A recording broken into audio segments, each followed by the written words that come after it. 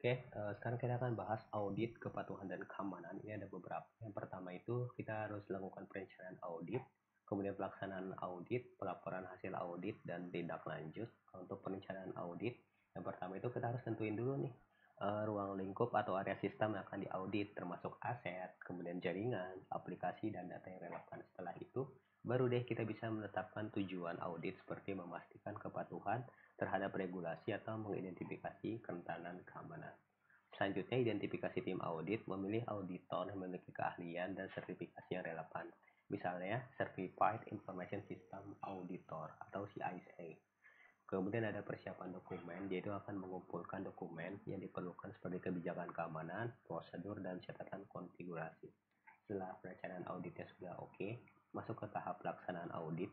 Ini mulai dari pengumpulan data melalui wawancara, observasi atau pengamatan, dan tinjauan dokumen. Selanjutnya ada penilaian resiko, penilaian resiko keamanan yang ada berdasarkan data yang dikumpulkan. Kemudian pengujian kontrol, menguji kontrol keamanan untuk memastikan mereka bekerja seperti yang diharapkan.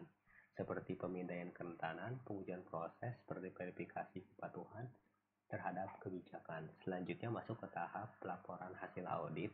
Yang pertama itu ada temuan dan rekomendasi, jadi mencatat semua temuan, termasuk kelemahan atau ketidaksesuaian dengan kebijakan atau standar keamanan, kemudian memberikan rekomendasi untuk perbaikan.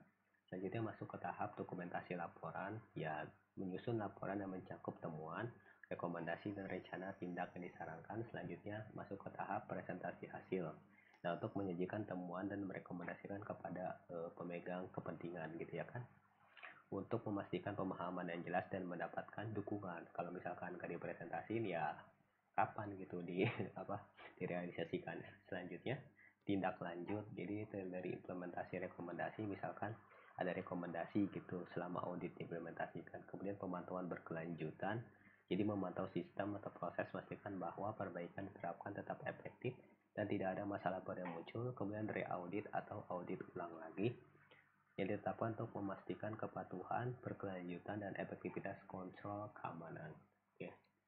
Nah, selanjutnya itu ada kepatuhan terhadap standar dan regulasi. Yang pertama itu ada standar internasional ya. Misalnya sudah kita bahas tadi yang ISO itu, yang ISO EIC 27001 yang menyediakan kerangka kerja untuk sistem manajemen keamanan informasi. Kemudian ada regulasi nasional juga ya. Dan industri misalnya GDPR yang tadi kita udah bahas, sama HIPAA ya yang tadi udah kita bahas. Selanjutnya ada penilaian kepatuhan. Jadi dia ini ada beberapa. Yang pertama itu ada mandiri dan eksternal. Kalau mandiri berarti kan organisasinya gitu yang melakukan sendiri gitu penilaiannya. Kemudian ada audit eksternal yang melibatkan pihak ketiga gitu atau profesional. Selanjutnya pengembangan kebijakan dan prosedur.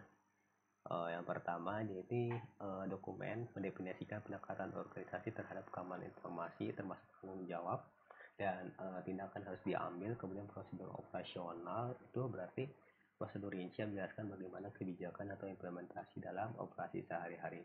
Kemudian pendidikan dan pelatihan berarti sistem sistem maksudnya program pelatihan dirancang untuk meningkatkan kesadaran karyawan. Kemudian pelatihan khusus berarti pelatihan yang lebih mendalam untuk staf teknis tentang aspek spesifik kepatuhan dan keamanan.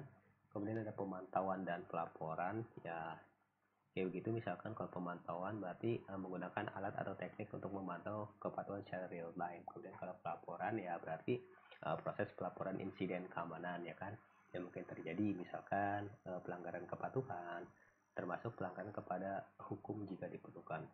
Kemudian ada audit kepatuhan, jadi melakukan audit kepatuhan secara berkala untuk memastikan bahwa organisasi tetap sesuai dengan standar dan regulasi yang berlaku. Kemudian yang terakhir itu ada tindakan perbaikan, jadi terdiri dari dua. Yang pertama itu ada rencana tindakan dan yang kedua evaluasi.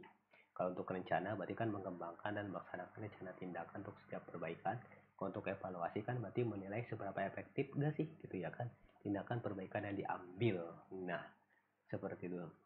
Selanjutnya ini ada beberapa. Yang pertama itu dalam kepentingan audit dan kepatuhan dalam keamanan cyber. Yang pertama itu ada mengidentifikasi kerentanan, kemudian meningkatkan keamanan, memastikan kepatuhan, meningkatkan kesadaran dan pendidikan, kemudian menjaga reputasi dan lain sebagainya. Untuk materi ini silakan teman-teman search aja sendiri karena ya ini hanya teori, tapi teori yang sangat amat penting buat teman-teman ketahui seperti itu.